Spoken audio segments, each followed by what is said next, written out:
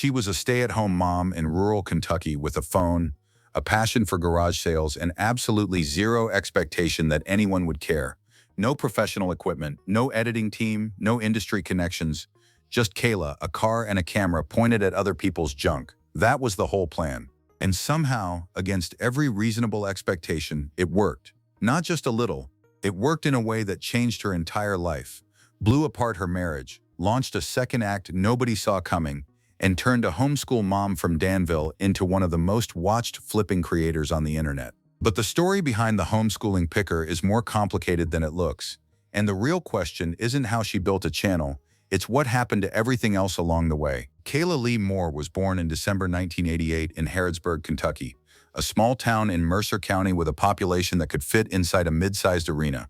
She grew up there with her parents Paul and Donna Moore and her brother Logan, before eventually settling in Danville, also in central Kentucky, where she would spend most of her adult life. She married young. Her husband, Jonathan Jose Lamas, was also from the area, and the two built a quiet life together, raising two daughters. The older one would go on to graduate college in May 2023. The younger was still a teenager when everything started changing. For years, Kayla's primary role was as a stay-at-home mom. She homeschooled her daughters, which would eventually become the first half of her channel's name. And she had this habit that a lot of people in Kentucky share: hitting garage sales, estate sales, junkyards, thrift stores, anywhere you could find things that had been cast aside and pick them back up for a fraction of their worth. It wasn't a hustle at that point, it was more of a calling. She had an eye for it, the kind of instinct you either have or you don't. The ability to walk into a cluttered garage sale at 7 a.m. and immediately spot the one item worth $100 buried under everything else. The idea of filming it came almost by accident. She started documenting her trips, uploading the footage to YouTube with no real strategy and no particular audience in mind. The channel launched in July 2020, right in the middle of a pandemic that had the entire country sitting at home with time on its hands and a suddenly urgent interest in side hustles, reselling, and making money in creative ways. That timing would matter more than she probably realized. The first year wasn't explosive. Kayla uploaded when she could, sometimes a few videos a month, sometimes less. She wasn't treating it like a business yet. The format was raw and unpolished in the way early YouTube often is when someone's still figuring out what they're making, but there was something genuine about it. People started paying attention, not in massive numbers, but consistently. Viewers kept coming back, and that steadiness was building something real underneath the surface. Then 2021 happened. One of her videos went viral. Not in the tens of millions of views sense, more like the kind of viral that matters more for a niche channel. It racked up over 140,000 views and introduced Kayla to an audience she hadn't had before. In the world of flipping content, that's a significant moment. It's the difference between being a hobby channel and being a channel with real momentum. And the momentum didn't stop. After that video, the subscriber count accelerated in a way that surprised even her most regular viewers. By August 2021, she had already passed 170,000 subscribers, a number that takes most creators years to reach. The content itself found its audience in an unexpected demographic. Most picking and reselling channels skew toward younger male viewers interested in the hustle angle. Kayla's audience ended up predominantly female and older, a group that connected with her calm, conversational style, the long, unedited runs through estate sales, the way she'd narrate her thought process as she picked things up and evaluated them in real time. Her videos often ran close to an hour. In an era of short-form content and sub-10-minute attention spans, that was almost a counterintuitive choice. But it worked because what viewers were really watching wasn't just the sales. They were watching Kayla. Throughout those early videos, Jonathan was there in the background in the way that a lot of spouses of creators are. Present but not centered. Kayla mentioned him occasionally, referenced him in passing, but he clearly preferred to keep out of the frame. He wasn't a co-host. He wasn't a personality on the channel, he was her husband, and for a long time, that seemed like a completely stable arrangement. Then September 2020 hit him hard. Jonathan tore his meniscus at work, a serious knee injury that required surgery. What made the situation worse was what came next. His employers, people the family had known for over 15 years, were initially reluctant to cover his medical bills. There was even an attempt to misrepresent things in the paperwork. It took 3 weeks of pressure before they agreed to pay. Kayla didn't stay quiet about it. She addressed it on her channel, and her audience got a glimpse of a harder side of the couple's life, the kind of real-world pressure that sits underneath the cheerful garage sale content. During his recovery, Kayla stepped back from YouTube, She'd mentioned in a video she later removed that she had taken time away from creating to take care of him. For her audience, the gap in uploads was noticeable. It was one of the first times viewers saw that behind the flipping adventures and the estate sale finds, there was a real family navigating real problems. Jonathan got through the surgery, life went back to a version of normal, but something had shifted, even if it wasn't visible yet. From the outside, the channel was thriving. The 100,000 subscriber milestone came in June 2023, a proud moment Kayla shared with her community who had been with her since the early quieter days. Her eBay store was running in parallel with the channel, and by the time her numbers were climbing toward 200,000, she had sold upwards of 8,500 items on the platform, with prices ranging from a few dollars to close to $1,000. The business side of what she'd built was real and growing. But her marriage was deteriorating. She and Jonathan had been together for nearly 2 decades. By the early 2020s, the pressures had piled up in ways that don't always make headlines but are quietly devastating when you're living through them. His injury, the fight with his employers, the way the channel had reshaped their domestic life, cameras, schedules, an audience that now had opinions about things that had once been entirely private, the years taking their toll, the ways people change and diverge when they're raising kids and building a life in parallel, not always together. When the divorce was confirmed, Kayla described it as irreconcilable differences. No dramatic announcement, no tell-all video. She didn't make it a content moment, which, given how much of her life was already shared with hundreds of thousands of strangers, was actually a meaningful choice. She let the audience piece things together gradually: the missing wedding ring, the absence of Jonathan's name from videos, the shift in how she talked about her personal life. Rumors circulated online, some pointed toward infidelity. Kayla never confirmed those rumors, not publicly, and it would be dishonest to present them as anything other than speculation. What she confirmed was that it was over, that it hadn't been easy, and that she was moving forward. Their older daughter had just graduated college when the split happened.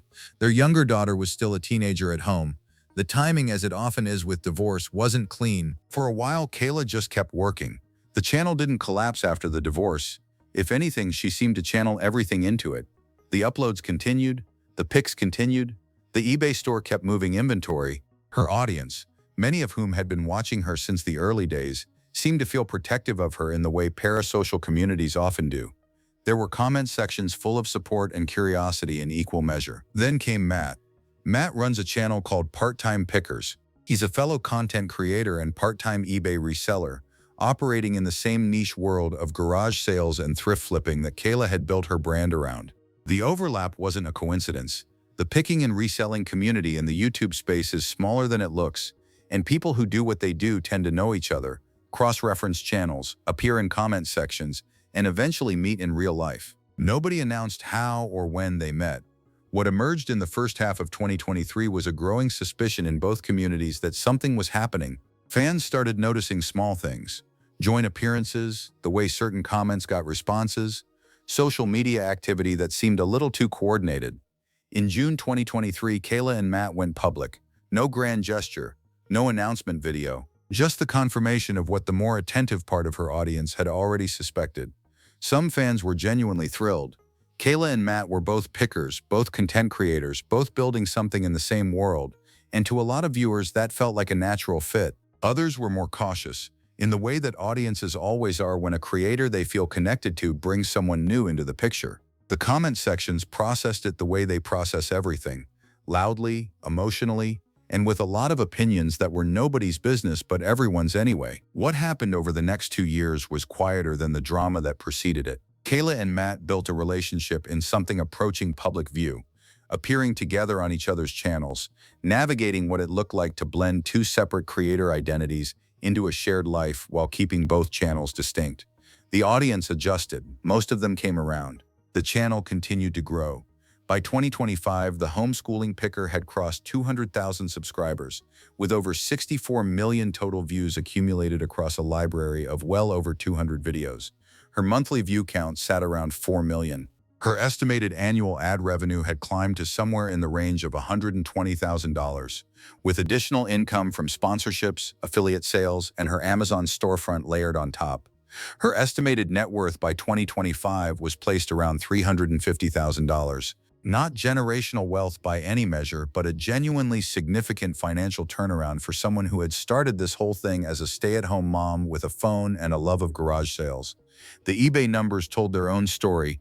Nearly 10,000 individual transactions, items ranging from pocket change to four-figure finds, thousands of listings, sourced from other people's unwanted things, revalued, resold, and turned into steady compounding income. And then September 2025 arrived. On the 6th of that month, at a venue called 1840 Manor House, Kayla and Matt got married.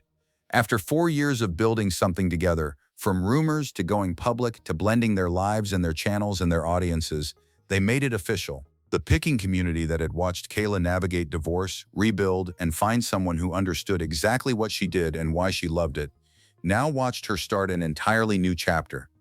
The reaction by most accounts was warm. Even the skeptics had to acknowledge that the two seemed genuinely happy. It would be easy to frame this as a fall and a comeback. That's the narrative that writes itself.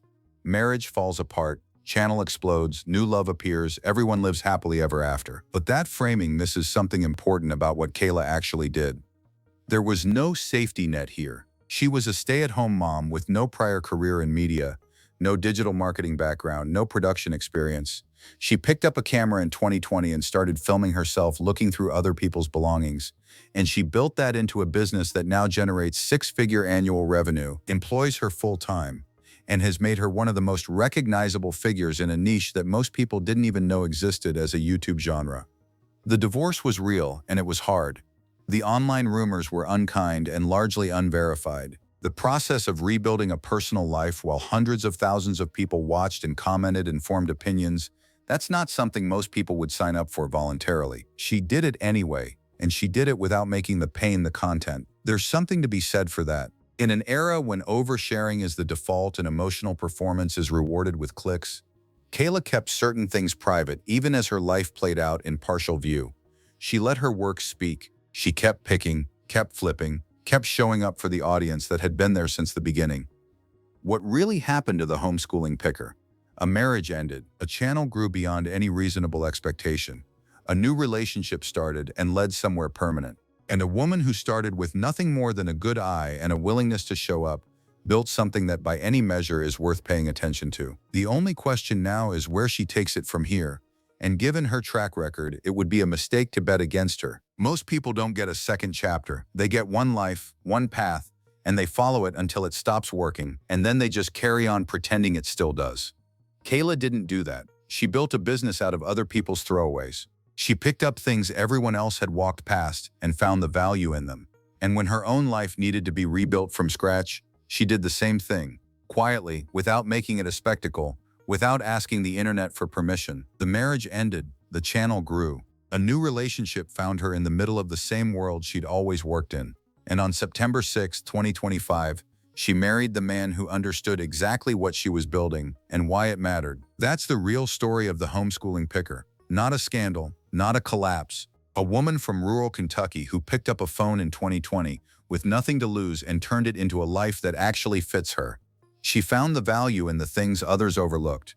Turns out, she was always the most valuable thing in the room.